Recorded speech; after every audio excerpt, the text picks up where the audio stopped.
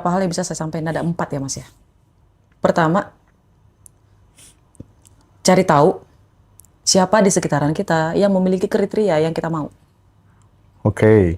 Itu harus dan wajib. Oke. Wajib cari siapapun. Yang kedua, sering baca buku. Ini tidak boleh ditawar ya Mas ya. Karena otak kita itu butuh supply ilmu. Yang ketiga, lakuin jurnal. Saya dari dulu, dari kecil, udah ngelakuin jurnal, Mas. Meskipun itu diary. Kalau dulu namanya diary, kalau sekarang namanya jurnal. Betul. Kayak gitu, Mas. Dan yang terakhir, afirmasi. Afirmasi ini luar biasa, Mas. Bahkan ketika buka mata nih, Mas ya, saya pernah tuh, enak kali ada dapat 50 juta. Masya Allah, tabarakallah.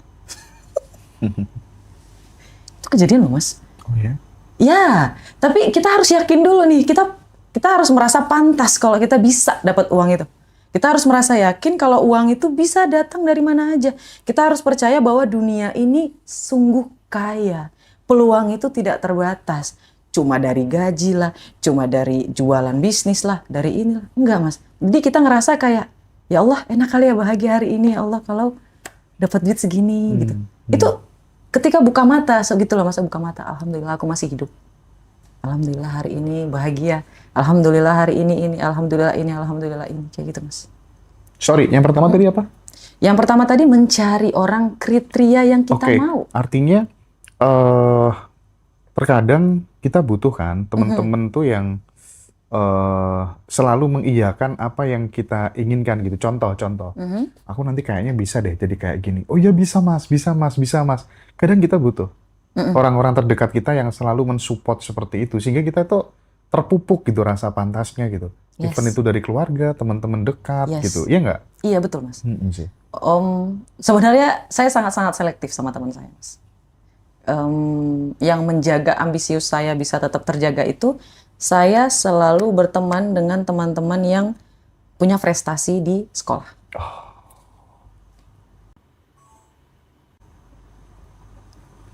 Selalu memilih teman yang memang membawa hal-hal yang positif ke dalam hidup kita. Kayak gitu loh Mas. Jadi semuanya memang teman, tapi yang ini saya jadiin sahabat. Karena sahabat ini mostly bakalan ngabisin waktu sama kita lebih banyak. Temen nongkrong tuh artinya yang harus sefrekuensi, terus kemudian lebih baik, lebih pemikirannya lebih maju, lebih berprestasi, lebih solehah. Gitu kan ibaratnya ya? Betul. Oke. Saya akan mundur perlahan kalau misalnya memang tidak sefrekuensi. Saya tidak akan mau menghabiskan waktu sama orang yang memang ambisinya tidak sama. Mending sedikit, nggak terlalu banyak tapi berkualitas gitu kan prinsipnya ya. Betul Mas. Makanya ada kategori kan, ada teman, ada kolega, ada mentor, ada sahabat, ada keluarga. Itu betul Mas. Ada kotak-kotaknya itu betul. Jadi emosinya terjaga gitu loh Mas. Oke. Aku jadi tertarik ya soal ini tadi, soal seberapa pengaruh sih mentor, teman curhat, lewat call, saling ber-WA gitu dalam kehidupan Kak Roma sampai di titik ini. Seorang mentor itu seberapa besar pengaruhnya? Banget Mas. Jadi siapa mentor kita itu mempengaruhi apa yang kita ucapkan. Mas bisa lihat dari saya ya, berarti mentor saya itu jauh lebih hebat. Hebat dalam artian sifatnya itu jauh lebih legowo, jauh lebih cerdas. Padahal beliau selalu bilang, saya ini orang yang paling bodoh Roma di sekolah. Tapi saya dengan secara sadar saya paham kekurangan saya. Disitulah kelebihan saya muncul. Jadi ketika kita sadar kekurangan kita Mas, kita akan mencari tahu gimana caranya untuk menutupi kekurangan tersebut. Oh, konkretnya seperti apa kalau itu diterapkan dalam kehidupannya Mbak Roma? Misalnya Mas ya, saya ini sosialisasinya kurang. Oke. Jadi dulu ya Mas ya, kalau sekarang mah alhamdulillah udah belajar. Terus dulu karena sosialisasi saya kurang, saya mendekati guru. Agar ketika saya tidak punya teman dalam kelompok, dalam apapun itu, saya tidak akan kesulitan. Ya Mas ya, itu sama kita ya. Aduh. Serius Mas, jadi kayak saya mikir, oh mereka itu bukan, gimana bilangnya, mungkin pada saat itu saya terlalu frontal ya Mas ya. Saya mulai belajar untuk menata wajah, Energi itu mengubah wajah, Mas, itu betul. Hmm. Dulu wajah saya nggak kayak gini, Hmm. nggak seramah ini. Dulu mungkin orang nggak akan tahan, karena orang Batak ya rata-rata mukanya agak ganas gitu ya, Mas ya. Ketawa, Mas ya.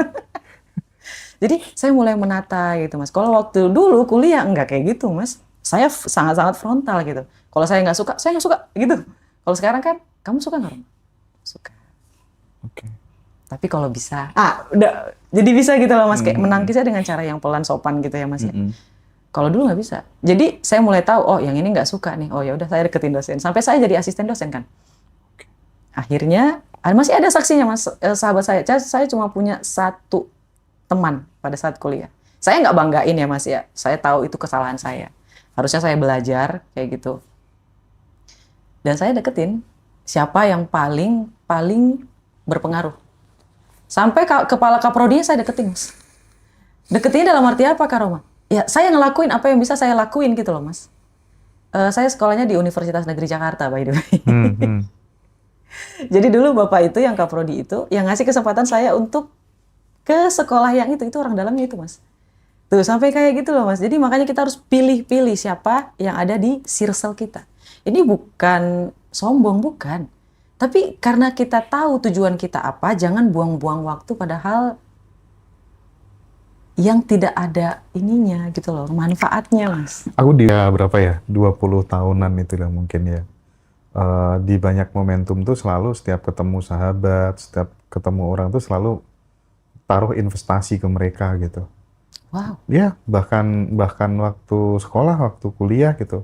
Misalnya aku punya jaket, yaudah kasihkan gitu sebagai investasiku buat dia. Oke, pulang dari sini saya belajar, Mas. Suatu saat nanti kalau aku butuh pekerjaan gitu ya, minimal aku pernah berbuat baik sama dia gitu. Dan itu berjalan, bertahun-tahun selalu gitu, Mbak Roma gitu. Jadi aku melihat kadang dari sorot matanya temen itu, ini makanya dia bakal jadi top deh nanti ya. Aku baikin, tidur di rumahnya, aku traktir terus dan lain sebagainya. Dan so far aku banyak memanen luar biasa banyak dari hal-hal seperti itu sih.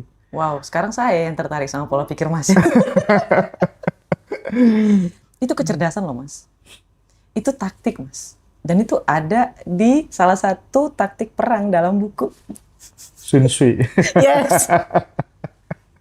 Tuh guys, aduh luar biasa. Buku itu adalah portal dunia yang tidak pernah kita tahu bahwa dunia itu ada.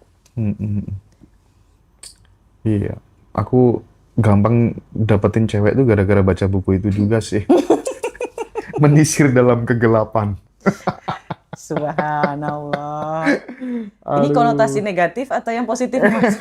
Bisa nggak Kak Roma sedikit ngasih tips supaya kemudian buat teman-teman yang susah public speaking, apa sih hal-hal terkecil yang bisa dilakukan? Khususnya lagi-lagi aku pengen mengencourage teman-teman yang masih muda-muda gitu. Karena aku termasuk orang yang punya keyakinan bahwa ya ketika kamu tuh punya keterampilan menari, biasanya sukses jadi penari. Punya keterampilan bernyanyi, sukses jadi penyanyi gitu. Tapi kalau kamu punya keterampilan dalam berkomunikasi, biasanya jadi apa aja sukses gitu.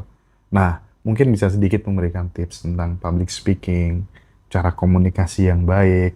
Karena itu yang buat dirimu different gitu. Masya Allah, tabarakallah. Sebenarnya ini aja saya gemeteran, Mas. Tapi ada satu nasihat yang saya selalu ingat ya, Mas ya. Semakin kamu takut, semakin terobos. Karena semakin besar ketakutanmu, maka kamu semakin dekat sama kesuksesan kamu. Jadi ketika saya mau public speaking, itu saya biasanya ngelatih ketakutan saya, Mas. Sebenarnya manusia itu semuanya berbakat. Kalau ada yang bilang kita nggak berbakat, jangan dengerin. Kalau menurut saya, ya Mas ya, dari buku psikologi yang saya baca, Allah itu maha baik dan menurunkan kecerdasan, kejeniusan pada setiap umat manusia. Cuman mereka berbeda-beda, dalam bentuk yang berbeda-beda. Dan public speaking salah satunya. Kalau misalnya ada orang yang nggak bisa public speaking, it's okay. Nggak usah paksain. Cari mana yang gampang kita lakuin. Tapi bagi ada orang yang merasa bahwa aku butuh nih ilmu public speaking, lawan rasa takutnya. Karena yang membuat kita merasa tidak pintar, merasa tidak percaya diri, itu kan rasa takut, Mas. Rasa takut ini membuat kita merasa kita tidak mampu. Merasa kita tidak bisa gitu loh Mas. Kalau takut lompat, lompat. Kalau takut berdiri depan umum, berdiri depan umum. Saya ngamen dulu loh Mas kemarin waktu sebelum saya ngadain seminar. Oh iya? Saya ngamen Mas, saya gemeteran. Saya takut ngomong. Akhirnya saya pergi ke mall yang ada banyak pengamen di situ yang nyanyi di depan umum kayak gitu. Saya sampai salaman, Mas, tolongin saya dong.